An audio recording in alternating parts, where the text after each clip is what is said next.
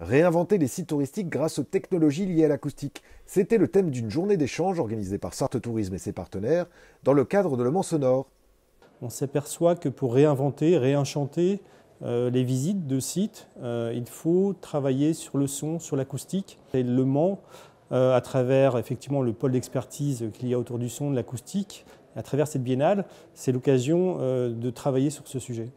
C'est une journée d'échange entre des solutionneurs, donc des startups, et des opérateurs du tourisme, des lieux de visite liés aux loisirs, liés au patrimoine, des offices de tourisme. Ces solutionneurs qui parfois proposent des innovations étonnantes, comme l'eau sonnante, des bornes transmettant le son par conduction osseuse. Finalement, on va utiliser son corps pour écouter du son. On pose ses coudes sur des pastilles vibrantes et en fait le son passe dans les avant-bras et en se bouchant les oreilles, on va faire son propre casque et écouter du son de cette façon.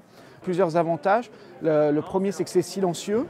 Et puis finalement aussi, c'est une façon très différente, très sensible pour écouter des sons. Donc pour les handicapés auditifs, ça fonctionne à partir du moment où le nerf en fait, auditif n'est pas atteint.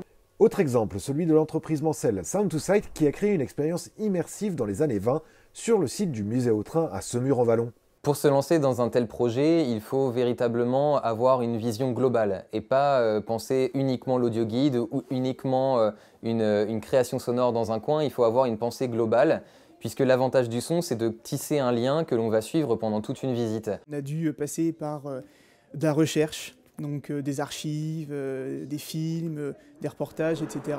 pour pouvoir consolider en fait toute cette partie-là.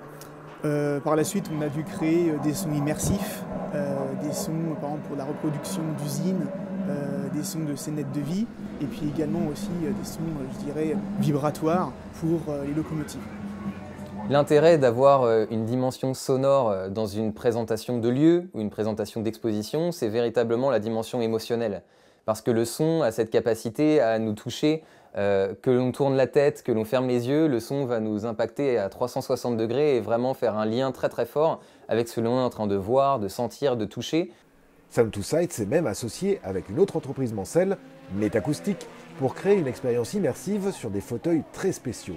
Et ce fauteuil a été disposé dans plusieurs endroits, plusieurs musées pour des tests, et notamment au musée des 24 heures du Mans où on a eu la chance de pouvoir disposer d'un espace avec une vidéo assez immersive.